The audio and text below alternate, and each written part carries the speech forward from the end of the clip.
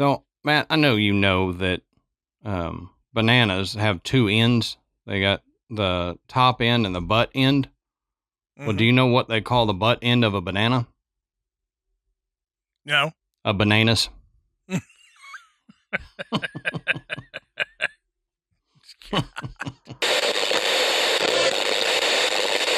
Good.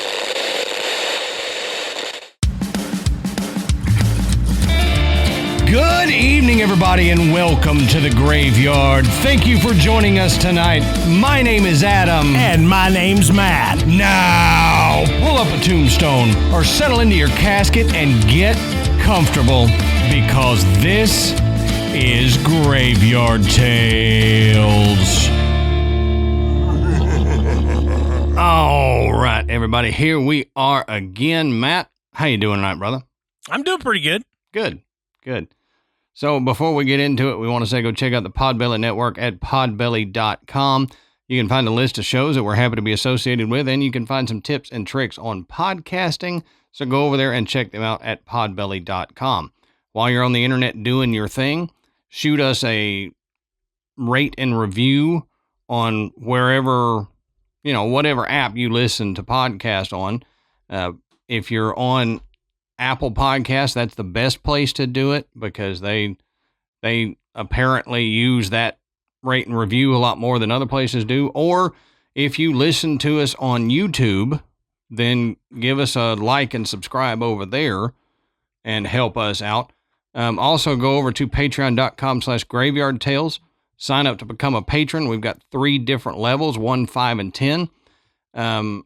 Everybody gets a bonus episode a week. Our $5 and $10, they get the video versions of those bonus episodes. They also get the ad-free versions of the main episodes. And our $10 a month patrons, they also get our second show that we do that we call Side Quest, because it is kind of our side quest. But if you want to hear Matt and I do something that is totally not related to Graveyard Tales, totally not... That's right. Completely unrelated. Yeah, it's like nothing we've done in the podcasting space before. Go over there, $10 level, and you can get that. Most of it is just me and Matt jacking around, trying to make the other one laugh or freak the other one out. It is a blue show. We make a lot of inappropriate jokes and use inappropriate language and all that stuff. So, stuff that we couldn't do on Graveyard Tales. Yeah. It's so different from Graveyard Tales. We're not really even on it. We hired people to play us. Voice actors. It's that difference. Yeah. We've got voice actors that pretend to be me and Matt. Now, if you think anybody can copy my accent, you got another thing coming. They could get close, but as much as I hated it as a kid, I'm proud of it now. I got a unique accent. Yeah, you do. I'll take that as a compliment, Matt. Thanks. That's right. Hey, you do it. Yeah. You should. It's very unique, You don't sound like anyone else. I was going to say, people know it's me when I talk. There's no... a friend of ours actually just recently told me that she can't read a text from me without reading it in my voice. That's like the Morgan Freeman thing. Mm-hmm. You just read this in Morgan Freeman's voice. Yeah. You just read this in Adam's voice. And she said, I don't do it to anybody else, but every time you text, I read it in your accent. And I'm like, well, I'll take that as a compliment. Oh, that's great. But yeah, go over there. Patreon.com/Graveyard Tales. Sign up to become a patron. You guys are what's keeping us going during the downtime of not having sponsors for a few months. So we couldn't thank our patrons enough.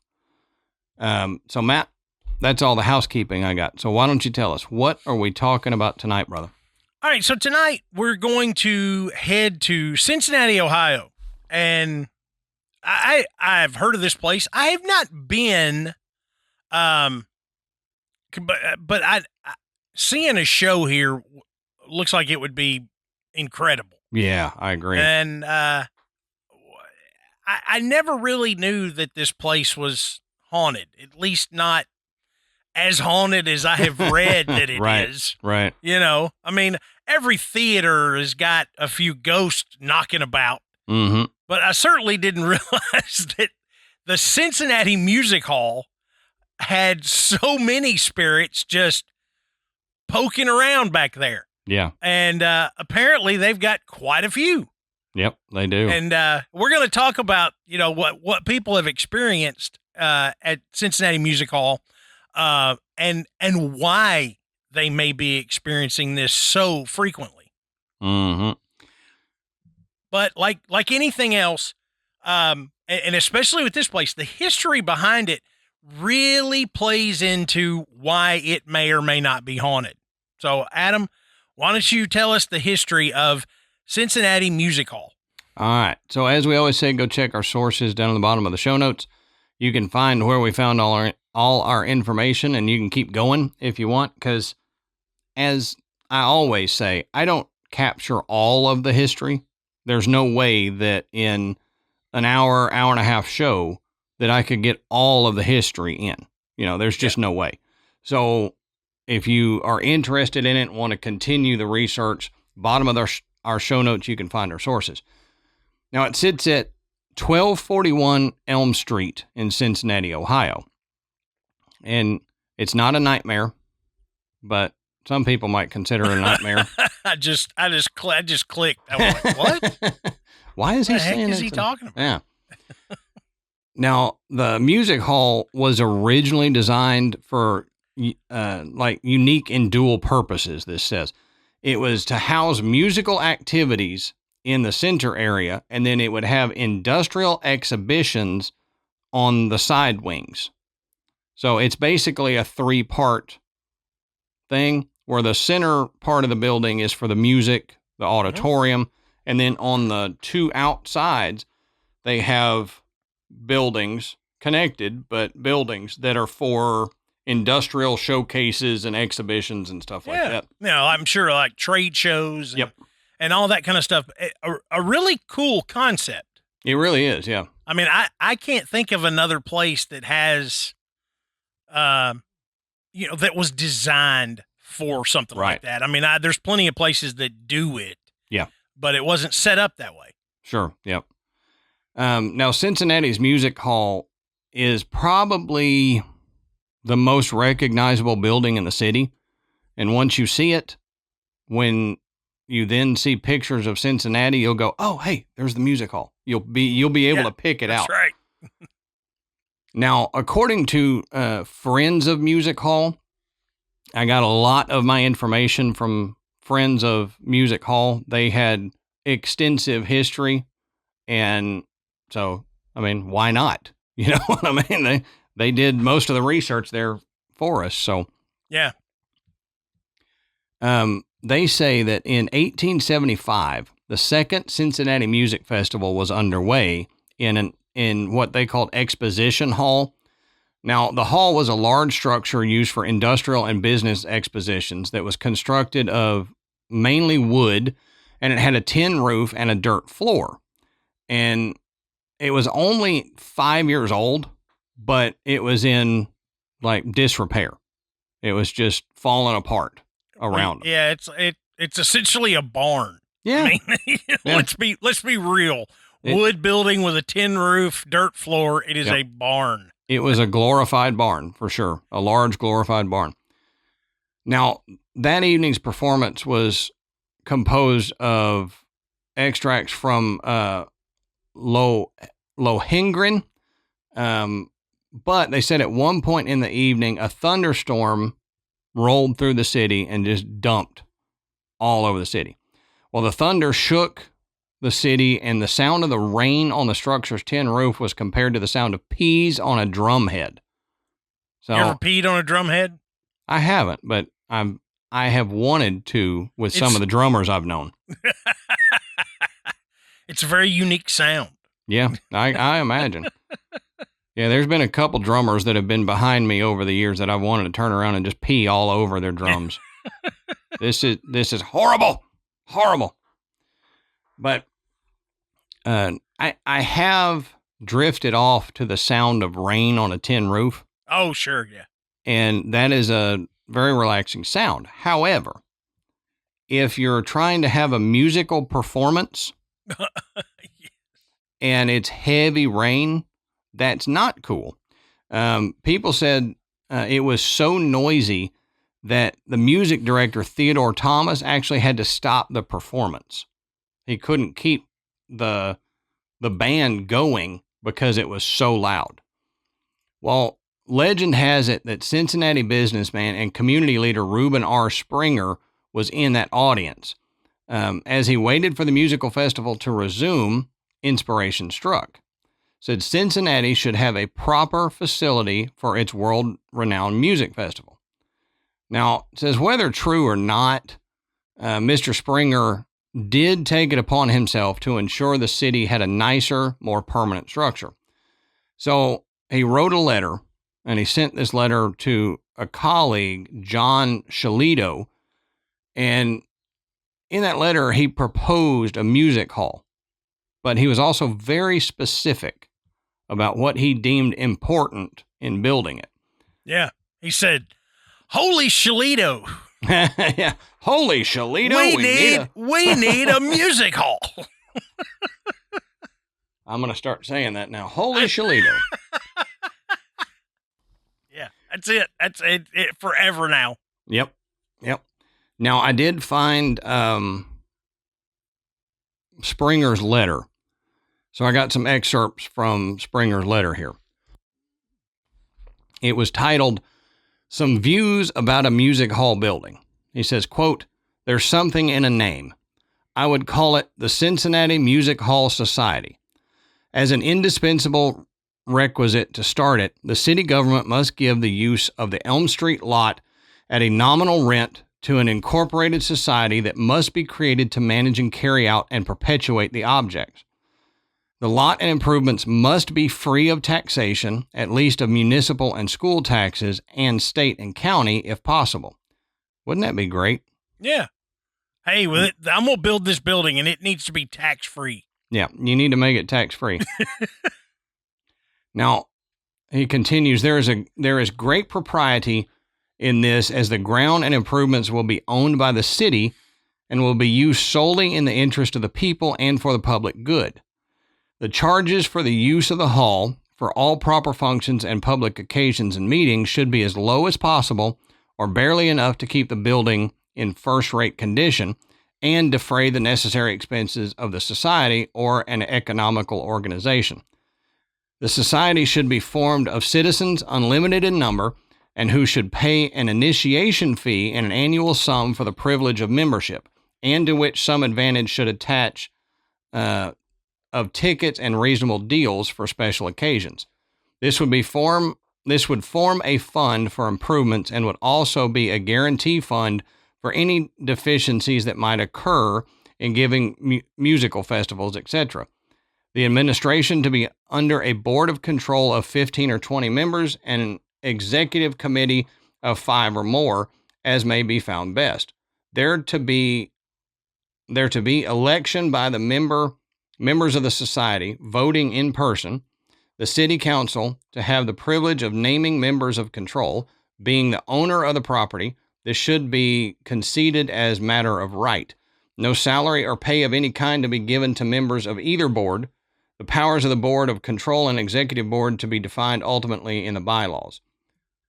The musical hall building to be located in the center of the lot and so planned and constructed as to be capable of being used for exposition purposes in connection with suitable buildings that may be constructed of the north and south to the limits of the lot. This may be a matter for the future and will, I think, follow of course. The society should not commence the enterprise with less than $250,000. This much secured would assure success. The plan should be strictly made so that the estimate of cost should be within the above sum. The society should stand clear of debt, bonded or floating. Well, that would be nice. Mm-hmm. The building should be plain, but very substantial, and care should be observed not to lavish money on mere ornamentation. The attempt to make it fireproof should not even be entertained. Any advantage gained would be more than counterbalanced by enormous additional expense. Floors laid on mortar, tile flues avoiding wooden partitions, iron columns where needed in place of wood, and tin roof will make it safe from fire, at least with moderate insurance. I think it of great importance that the society should be clear of debt when the building is finished. Otherwise, it might be necessary to impose heavy charges for the use of the hall and thereby, to a great extent, impair its usefulness and put in jeopardy the whole enterprise. There is no safety or satisfaction for anything if overloaded with debt. This should be kept carefully in view. So he goes on, but he had a very specific idea of what he wanted. I would say so. I mean, he laid it out. I mean, you know, you're not getting paid if you're on the board. Here's how much you should start with. It shouldn't be fireproof because that's just a waste of money. That seems odd that he would throw that in. Right. I mean, let's not fireproof it, you know, because if anybody's got to make an insurance claim, we can always burn it down. That's exactly what I thought. But it's funny because nothing has been done. This is just an idea. And usually with an idea like this, you don't go into how many board members you're going to have and how the voting would occur. Right. And that, I mean, you start with a more simple idea, like, hey, we need to have a proper building for these kind of music festivals. And this guy laid out like everything, like the building was already there. Right. Right. Yeah. I think that if more people did that when they had an idea about building something, then you would see better use of these type of facilities, honestly. Because what happens, you know, you build something like this, it's supposed to be owned by the city.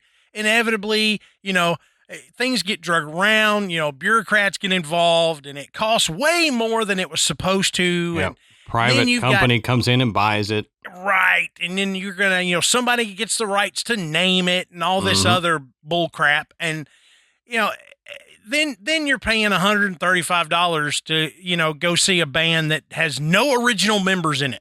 Yep. You step foot in this building and it cost you $100 just to step into the building. Right. Right. So I think this is great the way he laid this out. I don't think it would work now. It should. It should. Probably wouldn't. All right, so let's take a second and talk about one of tonight's sponsors, CBDistillery. Now, as y'all know, Matt and I have tried many CBD brands in the past. This one outperforms all of the ones that we have tried before. And I mean, let's get real. You've got stuff in your medicine cabinet that just doesn't work for what you need it for. Mine is for chronic neck pain. You know, I got stuff in there that says it works, it doesn't work. You know, but if you're not sleeping well, or you still hurt, or you're stressed out, you know, that's what Matt and I were feeling. Trying all this stuff, our symptoms were still there. So what we figured was it's time for real change. And that's when we found CBDistillery. Because CBDistillery has targeted formulations and they're made of the highest quality clean ingredients. Now, the thing with CBD is how it's processed is important.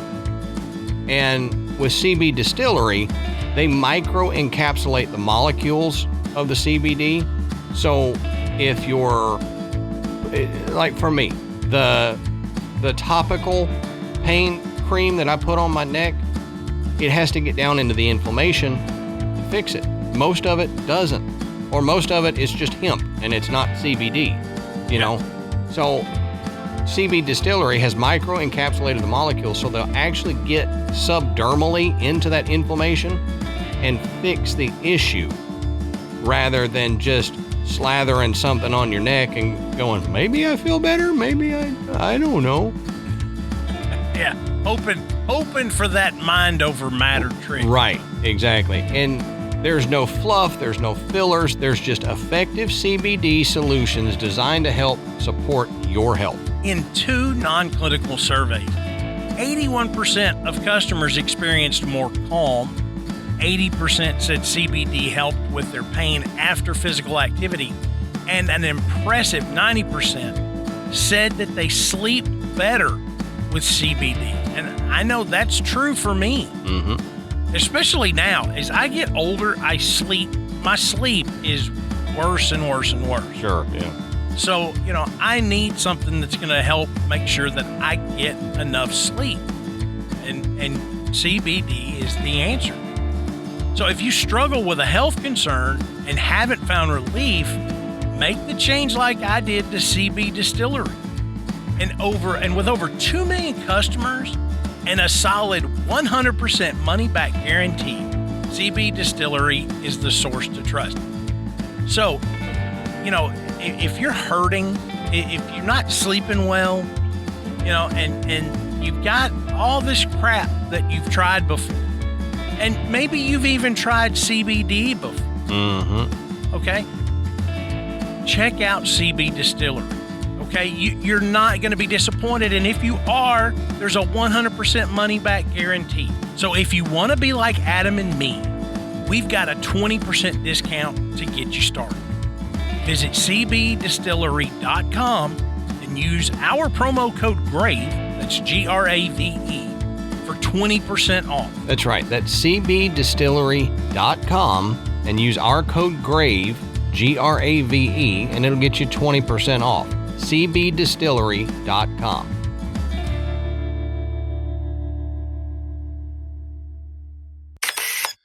Now, within a few days of the festival closing, Springer sent this letter to his colleagues. And like I said, all his ideas were laid out in a plan for this hall. Now, Cincinnati Music Hall, this says it's an elegant 140-plus-year-old building that stands majestically at the corner of 14th and Elm, which is just a short walk from the city center. So Mr. Springer donated $125,000 toward the construction of the music hall.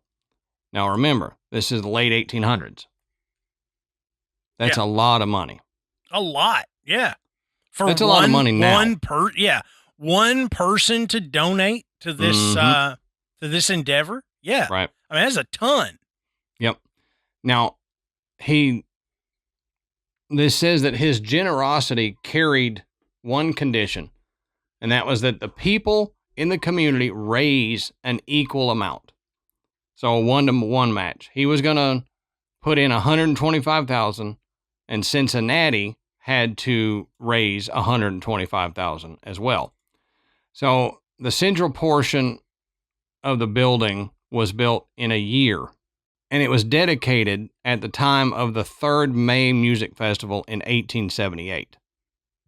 So, again, like I said last time, this ginormous building built in a year.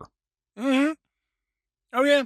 Think about if somebody was going to put in a music hall in Nashville. You had the land. Yeah. You wouldn't even have it planned out in a year. You're not kidding. They've been talking about building the new Titan Stadium for, it feels like forever. Right. See? They can't even agree on where it's supposed to be. Mm-hmm. So let's say they did agree. Well, now you're going to take 2 or 3 years to plan it. Mm-hmm. Probably 2 more years to argue over who's going to pay for it. Mm-hmm. And then start building on it, which will take another 5 years. They had this building up and done, the center portion, mind you. It wasn't the whole thing, but still, they had it done in a year by the next music festival, which was incredible. And that's 1878. Now, the central portion, it was planned, and the old exposition hall was torn down. Well, business and manufacturing interests protested. They said, now we don't have a place for our popular exhibitions. right? So they built the center part for music. They hadn't built the outer parts yet, but they went ahead and tore down the old exhibition hall. Mm-hmm. So all of these manufacturing places are, we don't have a place for our exhibitions, right? Well, Reuben Springer, he said he understood their objections. And in the letter to the citizens of Cincinnati, he said, quote, "From the first, the industrial exposition always had a prominent place, and the intention was never lost sight of in the construction of the hall to adapt it for exposition purposes as well as for music and other great public needs." So he wrote a letter to the city and said, "Look, I know we're working on getting you a spot." Yeah, yeah. And, you know, it makes sense. It's kind of like when you build the casino before you build the hotel, because you're going to pay for the hotel with the revenue from the casino. Right. And, you know, Music Hall was going to generate some revenue for sure. Sure. Sure. So, yeah, I mean, you know, it seems like that he's basically just saying, just be patient. I promise this is going to work out. Right. Exactly. Well, Springer initiated another challenge to the city. He said if $100,000 could be raised for construction of the wings, he would write a check for $50,000. So $150,000 total. If they would do 100, he'd do 50, and we can build the side wings. Well, again, Cincinnati accepted the challenge, and they raised $100,000. How rich are these people in Cincinnati back then? Cincinnati was a hub, man. Yeah. It apparently had a lot in a lot of money. ways it still is, but you know, back then, yeah. I mean, there was some serious cash flow going on. Sure enough. Well, the north and south wings were added, and they opened in the fall of 1879. So again, just another year. A year and a half, maybe. Mm-hmm. But they had the other wings open. Now, several architectural companies actually competed to design the building. They submitted plans, and the local firm Hannaford and Proctor were finally chosen as the builders. Now, Samuel Hannaford was the head of probably the most prolific and most successful architectural firm in Cincinnati from before the Civil War until he retired in 1900. So the Hannaford architectural dynasty continued under the leadership of his son and others until 1960s. So that lasted a long time. Mm-hmm. Since before the Civil War to the 1960s, this architectural firm was going. Well, the hall was designed in what they called this high Victorian Gothic style. So they had the Victorian Gothic style, and then they just smoked a lot. That's it. That's exactly what you stepped up my damn joke. Well, they put sandstone designs into the facade of the building. And it was basically to give anyone that was looking at it what each section was for. Yeah. So there were music symbols like a French horn and lyre that were on the central portion. Gears and hammers are on the north wall, and they call that Machinery Hall. And then flowers and foliage are on the south wing, which is Horticultural Hall. They have the initials CIE, Cincinnati Industrial Exposition, on both the north and south wings. So you're not going to be confused by what goes on here.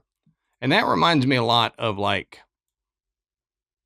when you go to the Fort Worth Stock Show and stuff like that. They've got buildings for different things, or the Texas State Fair.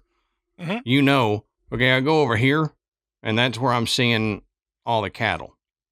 Well, I go over here, and this is where all the cars are, you know, and they have the buildings labeled and all that. So you know from the outside of the building what you're going to walk into. Now, they actually made passageways that separated each section of the building, and that was so that these wealthy patrons could ride in under a protected area so they would be, protected from the elements, basically. Now, the other schlubs like me and you had to walk in rain, shine, hail, tornadoes. We had to just walk in the front door. But the wealthy people, they could ride under this and step out of their carriage and not get wet. Now, the building length is 372 feet, and the depth from the front to rear is 293 feet, and the highest point of the building is 150 feet above the sidewalk. So it covers an area of 2.5 acres, just the building. So it's a pretty large building, especially to be built in 1878. Yeah, and it's cool looking too. Yeah. It really is. It adds a lot of character to the city, because it does have that unique high Victorian Gothic style. Mm-hmm. But it's really, and the inside, inside is just as cool looking. Oh yeah. And they had some pretty big shows there. Everybody from Bruce Springsteen to, famous composers have performed there. It's just a cool place. Like Matt said, the inside is cool because the floors are made of 3 different types of Vermont stone. They've got what's called unfading red slate, Danby white marble, and champagne black marble. Now, nowadays, you can see some wear on the floor, so they're actually working to kind of repair those pieces and make it look better. Originally, the auditorium was quite different from how we see it today. It was just a large open space. There was a platform stage with a large Hook and Hastings organ. They had a small balcony on the east side and lightwood rails. The floor had far less of a rake to it, so like an angle to it. And the capacity was probably about 6,000 people, including the orchestra and chorus that was on stage. Well, in 1905, they had a man named Arthur Thomas that painted the ceiling of the auditorium, and he called it Allegory of the Arts. And the figures that he painted on the ceiling are muses, and they apparently they represent music, science, history, and dance, as well as comedy, tragedy, love, and epic poetry and hymns. So it was supposed to encompass everything that was supposed to go on at this Cincinnati Music Hall. Yeah. Yeah. That's pretty cool. Yeah. I can't imagine what it'd be like to paint a ceiling of a place like that, Yeah, I can't imagine what it would be like to paint. You can't really step back and look at it and go, oh yeah, that's how I want it. Mm-hmm. You're just kind of up there laying down on a scaffold, that's suspended from the ceiling. I assume. I think that was kind of how Michelangelo did it. So yeah. The Sistine Chapel was that way. He just kind of started at a spot and worked his way out. So that's right.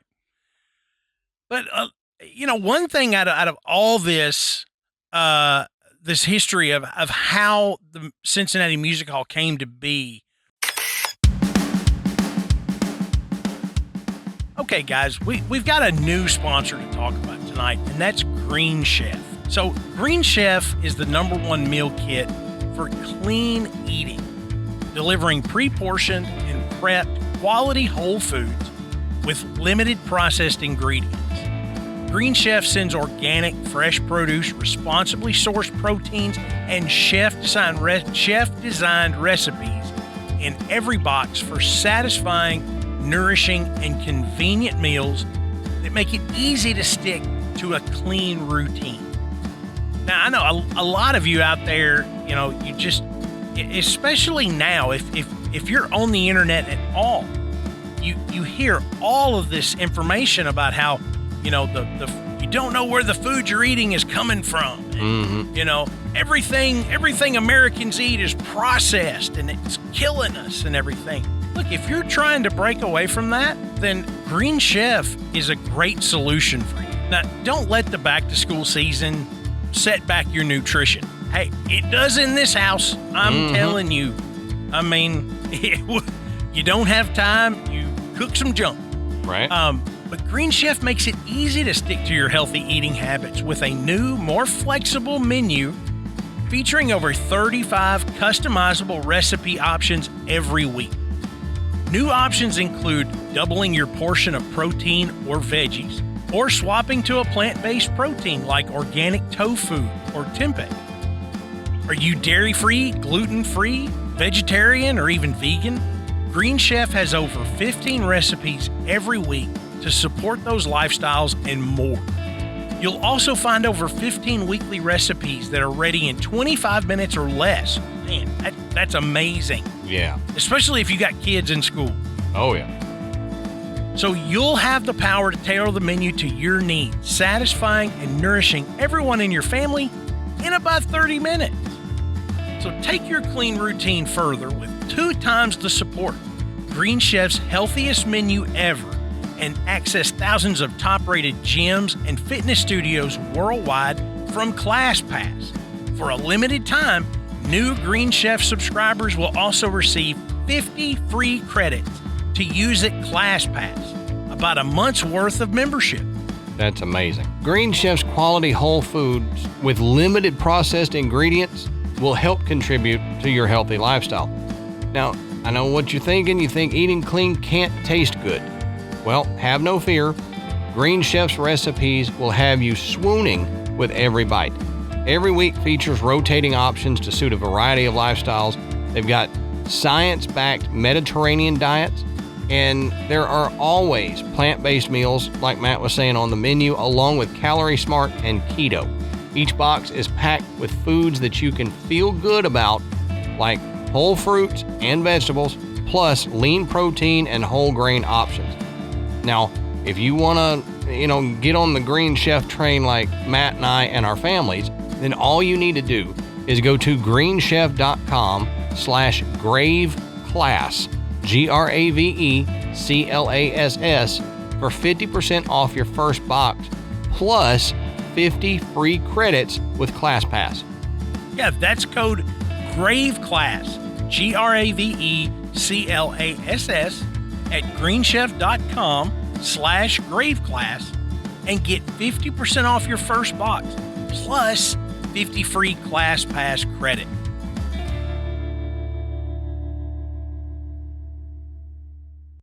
One thing that Adam didn't cover was the property that they used. Mm-hmm. Okay. Mm-hmm.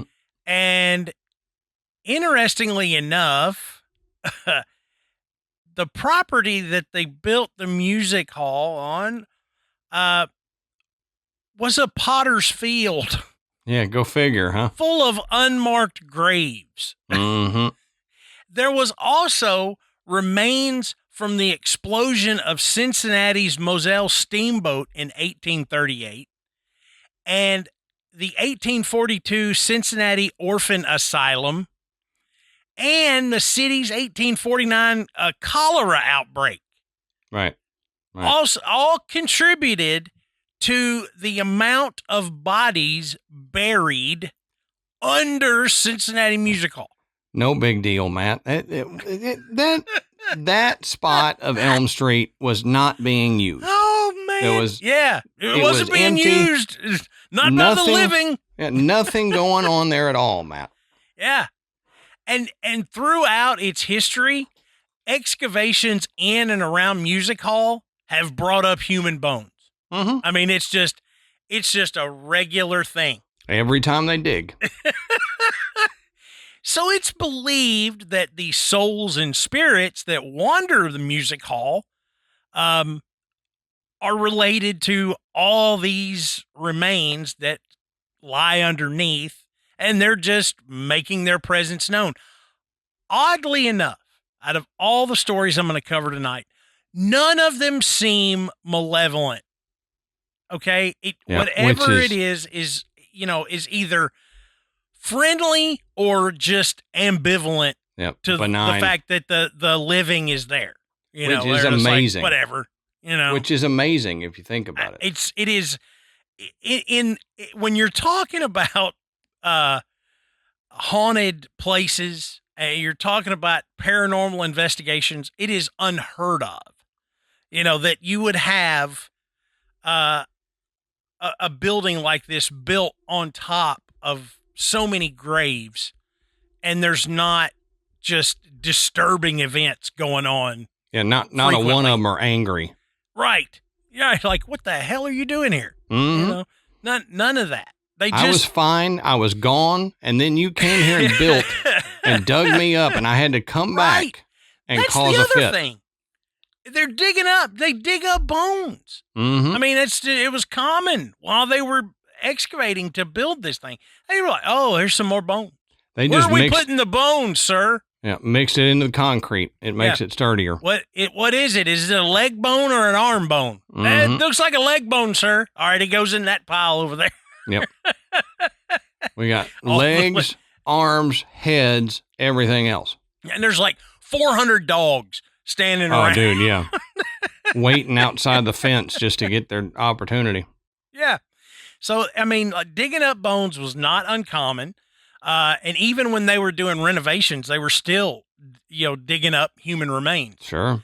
So the sightings of apparitions, they go all the way back to the music hall's opening. Okay, from the beginning. Mm-hmm. How could it not? Employees and guests alike have told stories about having an uneasy feeling, like there's some type of presence inside the building. Probably because there is. It's disgruntled voices can be heard in the elevator. You often feel as if you're being followed, and you can hear the sounds of past performances echo in the halls. Mm. So that's kind of disconcerting if you're there by yourself. Oh, yeah. Can you imagine the person that has to lock it down every night? Oh, yeah. Yeah. We're gonna get into that. Because that's just when a lot of this stuff happens. Sure. Is when people are there after an event, late or really early morning. Mm-hmm. They're closing up, locking everything down. That's when these things occur. Well, you just had all the energy from whatever performance there. Yeah. And, we always hear that spirits draw energy from people and from devices and stuff. Well, you got a buttload of people in there, a buttload of electronic devices. So I can only imagine that it is amping up. Like when a lightning storm happens, they say it increases paranormal activity. Same deal. Yeah. You've got basically a contained lightning storm of energy by having all the people come in. I can only imagine when it closes down. Yeah. But, I got to thinking, unlike like a hospital or a prison that's haunted, where there's so much negative energy, somewhere where that hosts music festivals and expositions and things like that, that would be a lot of positive energy. Mm-hmm. I guess in some ways energy is energy. But maybe that is what facilitates there not being negative haunting experiences there. Oh, yeah, maybe. Now employees of organizations that are based in music hall, they talk about the presence of ghosts pretty frequently. The late Cincinnati Pop's music director, Eric Kunzel, he spent don't say that too fast. I thought I was going to have to do an edit here, Matt. I really did. Hit the dump button. Yep. Eric Our big red Kunzel. buttons on the table here. I don't know. Yeah. Eric Kunzel. There you go. He apparently spent many nights at the music hall working on programs and arrangements. He believed that the spirits were there, but that they were friendly. And Kunzel was quoted as saying, they are definitely in this building, some sort of spirits. And if anyone thinks I'm nuts, come here at 3 a.m. or 4 a.m. Okay. Which, we know that's probably, if you're going to have a haunted experience, that's probably the best time to shoot for. Yeah. So, and apparently he was there, really late or really early, one or the other. and alone. You know, that's another thing. It's common that these experiences are happening when employees are alone, and it is primarily staff that have the experiences there. Right. But, you know, you think when the general public's there, there's something going on. You know, there's a lot of the general public around. And, you know, one thing we've always talked about is there's so much extra stimulus, you know, in some of these places when they're open for whatever it is they do. You're not going to notice them. Right. You know, they're going to be subtle, and there's going to be so much action going on that you're not going to be able to pick up on it. Mm-hmm. So Cincinnati Opera CEO and General Director Patricia Beggs says she spent many nights at Music Hall during opera season and says she also has felt the presence of spirits. And she related an experience to a fellow opera employee back in the 1990s. And she says, one of our employees came down here one day during our season when we were dark, and he brought his 3-year-old son, Charlie, with him. They went out on stage, and Charlie was enjoying pretending like he was performing. And all of a sudden, he looked over and said, "Daddy, who's that man in the box?" That was then Cincinnati Symphony Orchestra music director Jesus Lopez Cobos' box, which is box number 9. And his father, Tom, said, "There's no one in that box, Charlie." And he said, "Yes, there is. He's waving at me right now." And after that, they said, "All right, we're gonna be leaving now. We're gonna go. Yeah. We enjoyed our visit, but we're gonna get out." Yeah. Yeah. I mean, you know, I think kids are, we've seen other evidence of this, but kids are kind of like dogs. You know, Yeah. they have an ability to pick up on spirits that adults don't. Right. And I don't know what it is. Maybe that kids don't have a bunch of preconceived notions. That's it. They They don't. haven't been told not to believe. Right. You know, so instead of an adult going, "That I don't see that, that's something else," and completely dismissing it, a child just sees what he sees. Yeah. Yep. And so here's this figure in the box waving to him, and he's like, "Look at that guy. Who is that?" Yeah. Right. Now, Terry Kidney has worked at the Music Hall for over 20 years. Because the ghostly experiences she's heard about have been happy, she thinks the spirits that inhabit Music Hall are possibly people who at one time attended events here and had a good time. Yeah. I think it's a bunch of dead bodies underneath the Music Hall. Yeah. I think that's probably closer to what it is rather than, oh, these are just people that like it. Yeah, I kind of have a hard time wrapping my head around the spirit of a patron coming back there. Right. You know, hey, I saw a really great show. Yeah. Maybe an employee or somebody like that, but not just somebody that stopped in a couple times and enjoyed seeing Bob Seger there or something. Yeah. Or somebody that, you know, was at every opera during opera season. Right. Somebody that had a box there. You know, maybe, you know, someone that frequented it, you know, a lot, then you know, that may have meant something more special. But just you know, hey, I came and saw, you know, La Boheme here. Now, I don't know about that.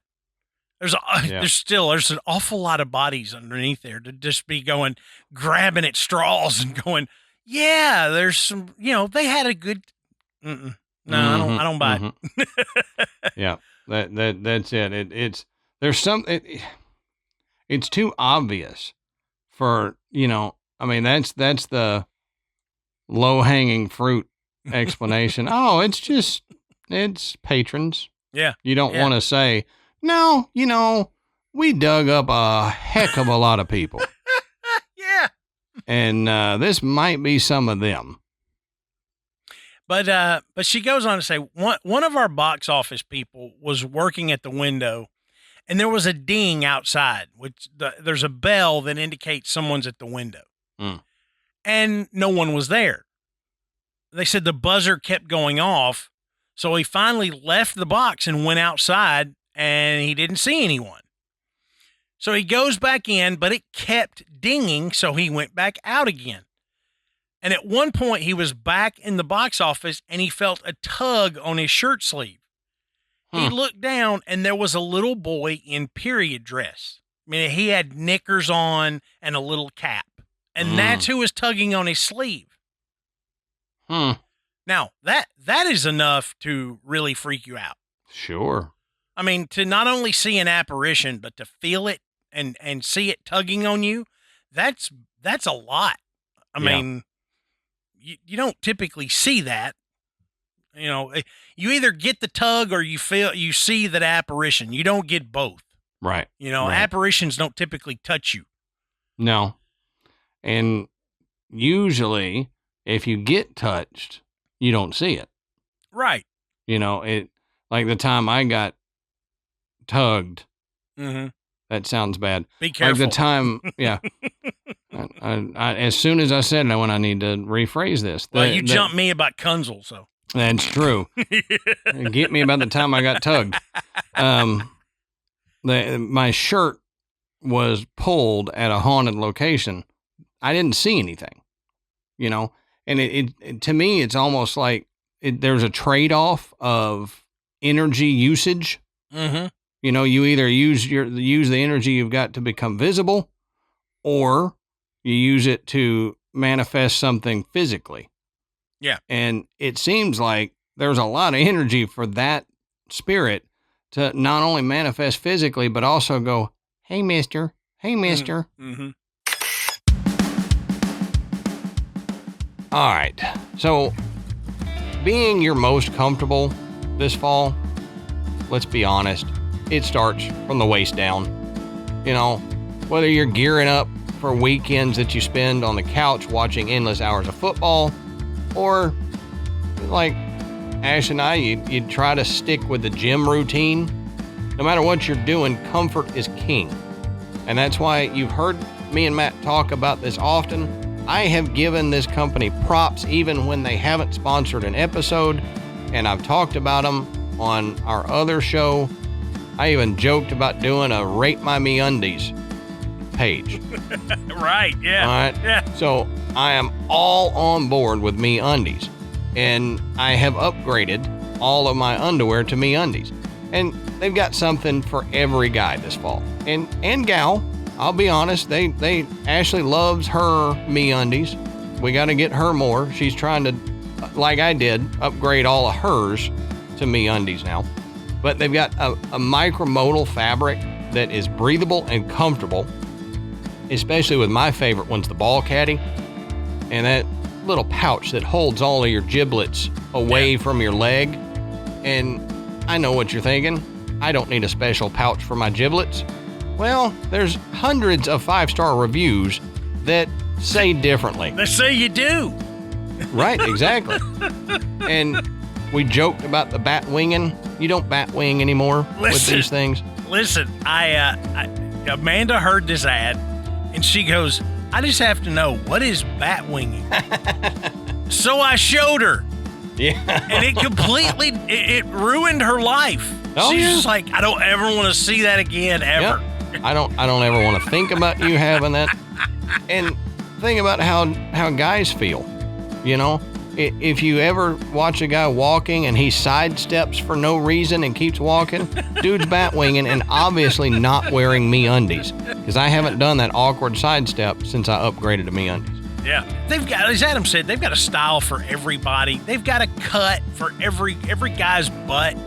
They got 10 different styles ranging from boxer briefs to jock straps to the special pouch underwear that Adam likes with the ball caddy. I am not a ball caddy guy. Okay. So I like I like the ones without the ball caddy, but I like the ones that are long. Okay. Yeah, which is cool because I remember you talking about liking the long ones, and we found the long ones on the site, and a lot of companies don't have that. That's exactly right. They've always been hard for me to find. All of my MeUndies are the long leg. So if you're really tall, and especially for me, I hate the shorter legs because they creep up right there, and with the long legs, they don't, especially in jeans. It's fantastic. Now, I must admit, some of my shorts, my underwear hangs out, but that's where MeUndies comes in, because now if somebody can see my underwear under there, all they're seeing is like my new ones have T-Rexes all over. Yep. Okay. Yep. So it's kind of cool, it's not like, the old whitey tighties are sticking out of the back of your jeans, so it's like, it's a little bit cooler. I admit I have a problem, man. I want to keep showing people my new designs, and you can't do that in public. So you just can't. It does cause problems. It's time to normalize showing your underwear in public. Yes, exactly. But MeUndies are also responsibly sourced, and they use sustainably sourced materials, and they work with partners that care for their workers.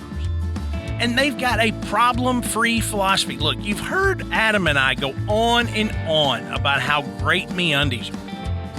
So if you're not happy with them, okay, it's free. Yep. MeUndies will cover it, and how could you go wrong? Give it a shot. You will be amazed at how great MeUndies feel. So be prepared with MeUndies. Get 20% off your first order plus free shipping at MeUndies.com/graveyard. That's GRAVEYARD. That's right. If you're ready to be super comfortable this fall and you want to get 20% off your first order, go to MeUndies.com/graveyard, GRAVEYARD, and you can get that 20% off plus free shipping. MeUndies, comfort from the outside in.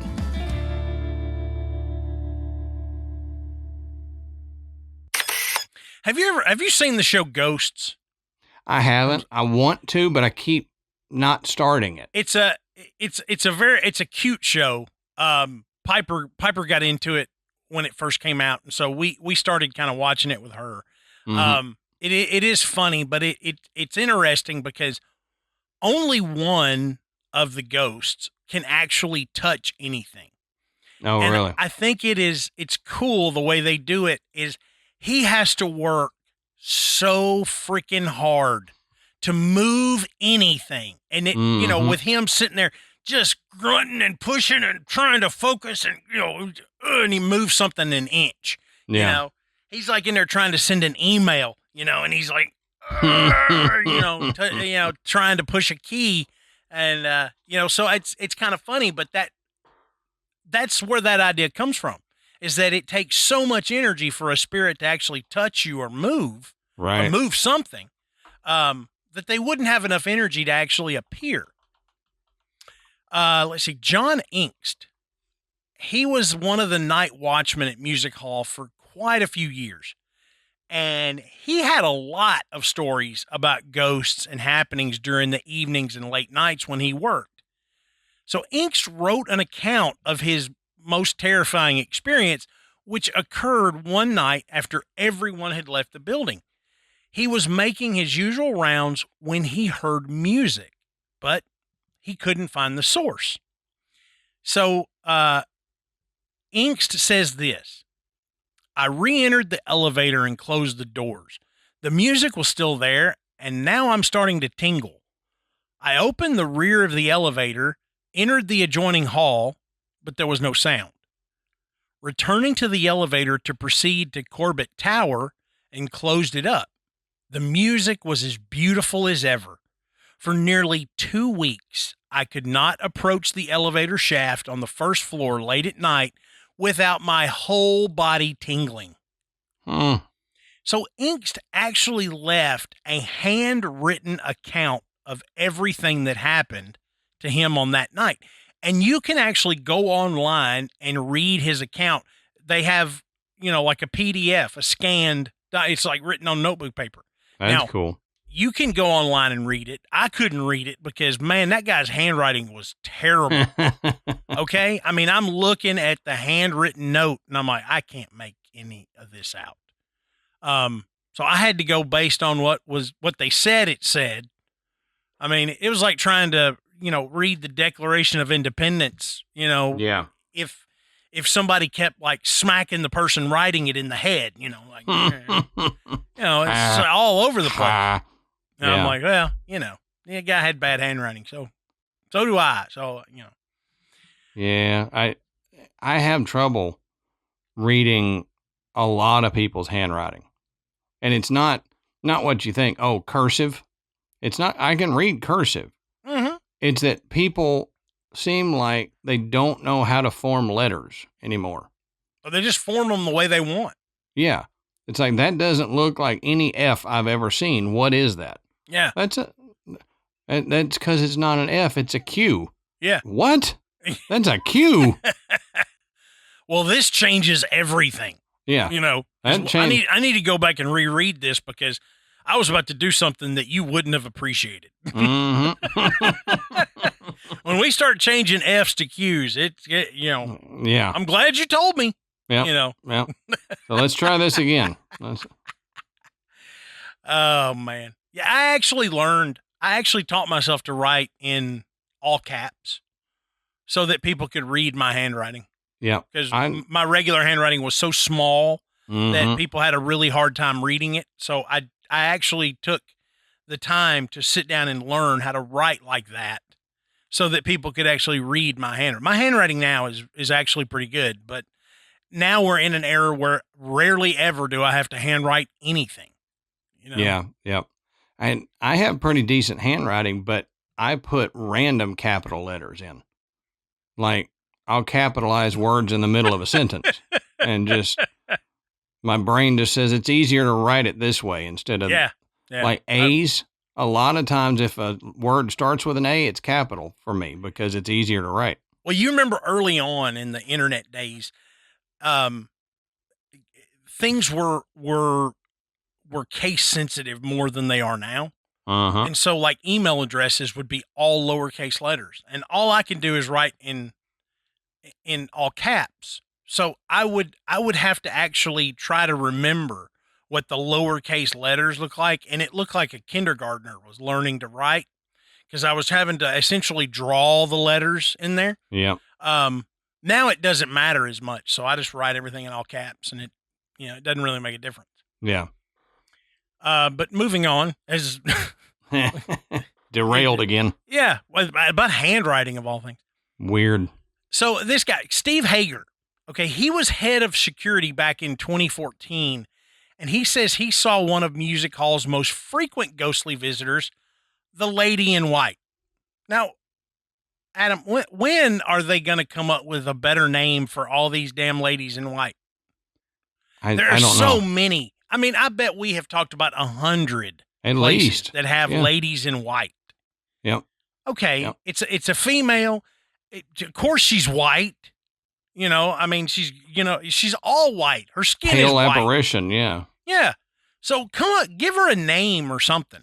The dancing lady or the lady on the stairs, just anything. Lady in white. We gotta do better, folks. Yeah. Instead of how she looks in all white, let's pick one of her attributes. What does she do? Yeah. The floating lady, the skittering lady, the lady who goes as you walk by. Something. The lady who gooses you in the men's restroom. Yeah. See, that would be that'd be better than the lady in white. I'm telling you, I think you'd get more people there. I'd go. I want to meet this ghost that gooses me when I'm trying to go to the bathroom. Yeah, like the South Pittsburgh Hospital. I want to be goosed by a ghost. A ghost goosing. I want one. That's it. Now, Steve said he caught some movement behind him. So when he turned around, he saw the image of this light or white colored gown moving past. And visitors have reported seeing this lady in white, not only inside, but on the outside of the music hall, which that's really odd, mm-hmm. for somewhere like this to, catch an apparition on the outside of the building, it doesn't really coincide with what we typically see. Right. Now, another member of the security team, Charles Causey, says that one night he was in the hallway outside of the auditorium. Now, he claims he heard someone walking behind him and suddenly became so cold that he couldn't move. He heard it walk past him and go through the door into the auditorium. And once it was gone, he said his body temperature went back to normal. Have you ever been that cold? Have you ever gotten hit with one of those? It's like, I am so cold that if I move, I'm going to break.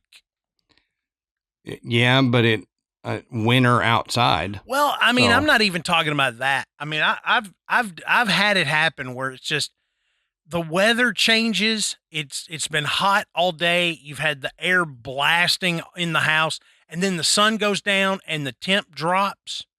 And next thing you know, you're like, oh my God, I'm freezing to death in here. Okay. That doesn't happen to me often. It happens to Amanda every single day. Yeah. Okay. Ashley too. I'm like sitting around in a pair of shorts and a tank top going, got the air blowing right on me in the bedroom. And Amanda's like got on a sweatshirt. Yeah. And she's walking around going, I'm freezing. I know. I'll be sitting downstairs like in nothing but my MeUndies and sweating, and Ashley and Michael are wrapped up in blankets and all that. I'm like, how in the world are y'all in blankets? I'm get it. Dying here. Yeah. I can't stand it. But, whatever. I guess that's the way it is. Yeah. And it's for just God's sakes, don't let them touch you. Because it's like, yeah, no, I don't know. My hand's cold. Whoa. Yeah. That's one of Amanda's favorite games. Is they're not my hands cold. They're freezing. Yeah, Ashley does that to me too. She'll come up and like put it on my bare skin, like my back. Oh, yeah. Or nips or something. And I'm like, oh, that is cold. Yeah. Yeah. Why don't you just go get us an ice cube and just throw it at me? Yeah, exactly. Drop it down the back of my pants while you're at it. Now, this next guy, I love his name. He's a security guard named Andy Butterfly. What, man? Oh, that's cool. Andy Butterfly. He sounds like a character from a kid's book. He really does. Now, Andy says that one evening in the ballroom, he heard electrical cracking and popping. So I think most people know what that is, Yeah. He said the light started flashing and he began to hear something move across the ballroom. Now, Andy, he's pretty decent sized guy, he's like me, but he says it takes a lot to scare me. He said that got me that night. And I was like, yeah, you hear something, you see all these lights flashing and you hear something coming towards you. Oh yeah, that'll get you, especially if you're in this big auditorium by yourself. Now, there is one other thing that is very odd. There's an oddity about it. It's the freight elevator. And the freight elevator even seems to be somewhat haunted. Now, staff reports that late at night while closing down, the light on the elevator call button will illuminate and you can hear the elevator move slightly, like it's kicking in or something. And, that wouldn't really be all that scary until you realize that you're a good 50 feet away from the elevator doors and that it requires a key to operate. Oh, that's weird. Yeah. So here you're walking towards the elevator. You're still about 50 feet away. And next thing you know, it looks like somebody's pushed the button and you hear the elevator start up and the key is in your hand. Yeah. That would be a little worrisome. They even admit, that could be a mechanical thing that causes it to do that. But it seems really weird that if it needs the key to get powered, where's the power coming from? Right. It seems like there's an energy maybe that's right there that causes that to happen. That's why it doesn't just come on and start moving. Yep. It's enough to like that button, and you hear the elevator kind of shake a little bit. It bypasses that key circuit. Other people have reported everything that we typically see in a haunted place like this: voices, sounds, apparitions, shadow figures. Even being pushed or tugged are common reports from the music hall staff members. So, again, it's predominantly staff members that have these experiences, but It's because they are the ones, again, that are going to be in the building either by themselves or with very few people, and they're going to be there late at night. Which that's when it's quiet and there's nobody around. Not only is that probably when it's going to happen, but that's when you're going to be able to notice it. Right.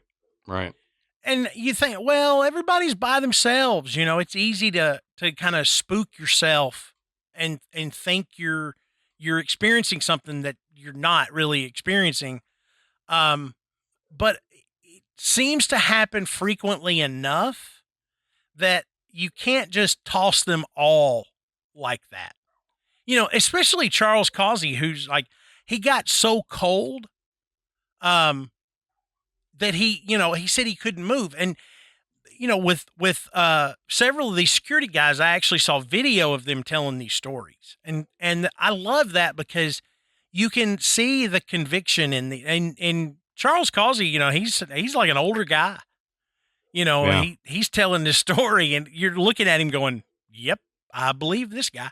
Right. I mean, he just doesn't look like the type that is going to tell you some kind of baloney story. He's telling you this like, don't you look at me and think I'm nuts. I'm not. This happened. And I was like, yeah, that's pretty cool, but it doesn't seem like there is anything all that malevolent that goes on there. But if you want a haunted music hall, build it on top of a bunch of unmarked graves. Absolutely. That's what I think.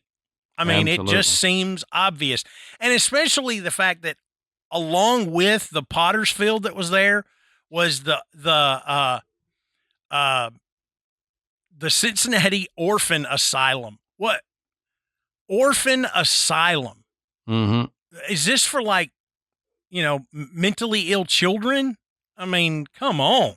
Yeah, I think it's probably, from what I was figuring out, they just use the word asylum as in place to keep them. Yeah. Like it. A safe place. Yeah. You're like I'm seeking asylum. I'm not crazy. Right. I'm seeking a safe place. But still, in that sense, I mean, we know orphanages back in the day, they would always bury kids on the thing. And a lot of times these places were getting kids that were sick already. They were coming in sick, and that's the reason they were orphaned. Mm-hmm. That sounds terrible, but it's what happened. So they probably had a lot of kids dying and being buried there. Yeah. And an 1849 cholera outbreak, it's like tuberculosis. So, I mean, people get sick and die, and they die quickly, and you can't keep up. And you're finding people that have died, and you don't know who they are. They had no real way to identify these people in 1849. Yeah. So if we don't know who you are, if there's no family here or nothing that identifies you, you go to the Potter's Field and they just bury you there. And I mean, when they asked the guy that was one of the directors of the music hall, how many bodies do you think are buried underneath here? He said thousands. Yeah. Yeah. And I would say, yeah, he's probably right. He probably is. I mean, that sounds like a high number, but I bet he's right, especially with the fact that not only are the graves there, but the graves were routinely disturbed during the excavation. So that's going to stir up some action. I can't imagine that it wouldn't. So I just think you put all that together and you put enough energy into a building, you're going to get these type of experiences. They do. Man, we all do. I hate that. The double Coppola. So, yeah. They do have ghost tours, and I think if I recall, they only do them in October. They sell out really fast. Most people don't really experience anything on these ghost tours, but they say that just being in that building late at night is amazingly cool. Yeah. And hearing the stories that people have experienced there is a good enough reason to go and pay the money to take the tour if you can get the tickets. So yeah. If you're in the Cincinnati area and you have not had the opportunity to take this ghost tour, if you are listening to this show, you are the type of person that would enjoy this, I'm sure. So go ahead, make your plans. Try to, if they're doing tours this year, which I think they had held off on them while they were doing some renovations, so they may not be ready to go right this year. But if they are, give it a shot, because I think that would be something that I know Adam and I would really enjoy. Oh yeah. So what do you guys think? I know we've got listeners in Cincinnati, and I'm sure we've got people that have been to Music Hall many times. Let us know. We know how cool this building is, but have you ever experienced anything? Do you know anyone that has? Have you been on this tour? Let us know how cool it is. And the best place to do that is in our Facebook group. It's called The Graveyard. Just go on Facebook and search Graveyard Tales. You'll find it. We've got thousands of people in that group sharing personal experiences and telling jokes and asking for help and whatnot. It's just a really cool place. No one's going to make fun of you. We just all want to hear these really great stories. Check out our website, which is graveyardpodcast.com. And there you can find links to purchase Graveyard Tales merchandise. You can listen to the show, and you can become a patron. And if you've been on the fence, now's a good time to go and support the show and get access to all of that bonus content on Patreon. And for our $10 members, you get access to the show Side Quest, which, like Adam and I have said, is totally different from Graveyard Tales. It's a side of Adam and myself you have not seen before. Yep. So check that out. Don't forget to rate and review us on iTunes. It does help bring us up the charts, which makes us feel good, but it makes it easier for the show to be found. So when folks go on and search, hey, what's a good paranormal podcast? There's a higher chance that Graveyard Tales is going to pop up on that list, and we appreciate it. It really does help the show. Oh, yeah. So until next time, we'll save you a seat in the graveyard. See you soon.